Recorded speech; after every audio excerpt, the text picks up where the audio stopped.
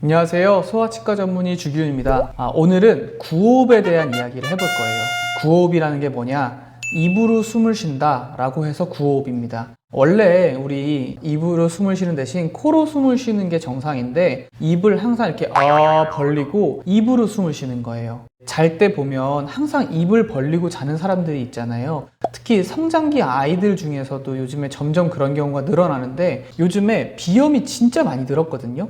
비염으로 코가 막히니까 입으로 숨을 쉬기 시작하고 그 자체가 또 습관이 되어서 항상 잘 때 입을 벌리고 자는 아이들이 굉장히 많이 늘어나고 있어요. 얼굴형이라든지 그리고 아이의 성장 그리고 또 아이의 집중력 이런 거를 굉장히 저하시키는 백해무익한 습관이에요. 그래서 왜 구호흡이 이런 나쁜 변화를 일으키는지에 대해서 오늘 한번 정리해 보겠습니다.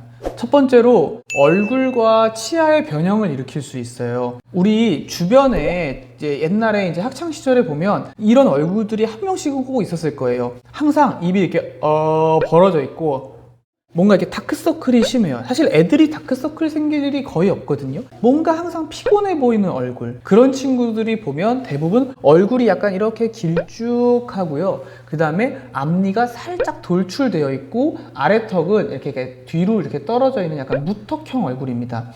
지금 제가 생각나는 분은 그 짱구에 나오는 그 누구죠? 얼굴 길쭉한 코 항상 흘리는 맹구인가? 맹구인가요? 맹구인가?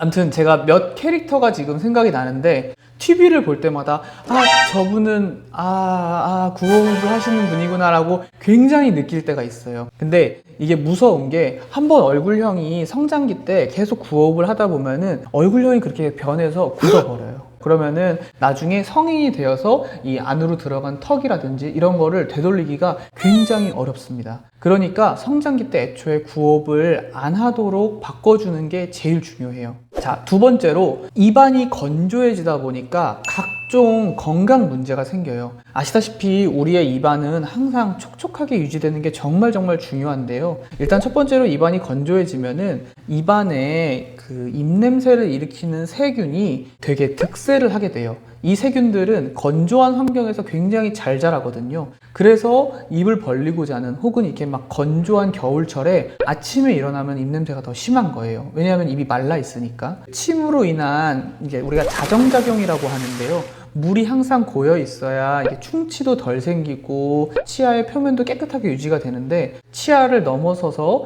이 목구멍 안에 있는 편도라든지 이런 부분들이 자꾸 건조한 환경에서 노출되어 가지고 염증이 생기고 붓고 세균 감염이 더 생길 수도 있어요. 제가 실제로 어렸을 때부터 항상 입을 벌리고 자는 습관이 좀 심했는데 그러다 보니까 편도가 계속 이렇게 부었다가 가라앉았다가를 반복하면서 편도가 퉁퉁퉁퉁 부었었어요. 성인이 돼서 이비인후과를 갔더니 굉장히 고생을 많이 한 편도다. 그만큼 이제 퉁퉁 부어 있어가지고 굉장히 일상생활이 힘들어졌었어요. 결국 저도 성인이 돼서 편도 제거 수술을 했었거든요.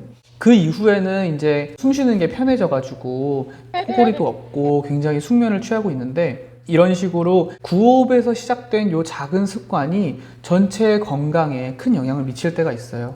특히 구호흡을 하는 어떤 수면 장애가 있는 성장기 아이들의 경우에 정상적인 아이들보다 키랑 몸무게가 작다는 그런 연구 결과도 있고요. 그리고 우리가 잠을 잘 때 호흡이 충분히 잘 돼야만 이제 혈관에서 뇌로 올라가는 산소를 충분히 전달이 되는데 수면 모호흡이 있는 경우에는 코골이가 동반이 되기 때문에 순간적으로 산소가 떨어지면서 산소가 충분히 전달이 안 돼가지고 아이들의 이제 나중에 고혈압이나 심부전 같은 게 생기는 가능성도 높아진다고 해요.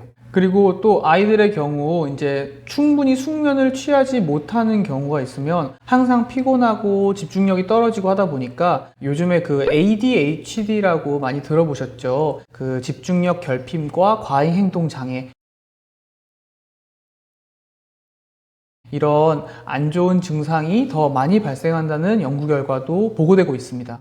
따라서 이런 구호흡으로 인한 굉장히 다양한 문제가 발생할 수 있기 때문에 구호흡이 있다고 판단이 되는 경우에는 일단 이비인후과적인 진료를 통해서 가능한 한 이제 비염을 좀 잡아주고 코가 항상 좀 쾌적한 상태로 만들어준 다음에 구호흡 습관을 조금 차단해 주는 것이 이런 나쁜 결과로 이루어지지 않는 중요한 방법이겠습니다. 그럼 이런 구호흡이 있는지 어떻게 할 수 있느냐, 몇 가지만 조금 체크를 해주세요. 첫 번째, 아이가 항상 입을 벌리고 자지는 않는지 체크해 주시고요. 또 아이가 코골이가 있지 않은지 한번 체크를 해주세요. 세 번째로는 아이가 아침에 뭔가 항상 피곤해하고, 특히 아이들은 다크서클 생길 일이 거의 없어요. 근데 막 항상 다크서클이 있고 입이 이렇게 벌어져 있는 피곤해 보이는 인상이면 그것도 구호흡을 한번 생각을 해보셔야 되겠습니다. 그리고 마지막으로 아이가 원래는 안 그랬는데 이상하게 크면서 점점 앞니가 돌출되는 것 같고 턱이 약간 무턱처럼 되는 얼굴형 변화가 보인다면 이것도 더 늦기 전에 한번 꼭 체크를 받아보세요.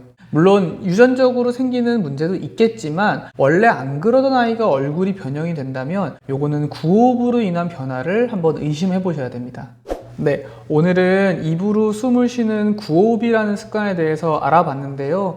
요즘 들어서 점차 이런 습관을 생기는 친구들이 정말 제 눈에도 많이 보이고, 실제로 저는 저희 아들 잘 때마다 코 이렇게 빨아들이는 거 있어요. 석션이라고 하죠. 그런 걸로 꼭 빼주거나 아니면 좀 큰 코딱지가 들어있는 경우에는 제가 이렇게 쏙쏙쏙 빼주거든요. 그래서 꼭 가능하면은 코로 숨 쉴 수 있도록 제가 많이 신경을 쓰고 있어요. 이미 성인이 된 분들도 있겠지만 자녀분들이 이제 구호흡을 하는 경우라면 꼭 한번 체크해 보세요.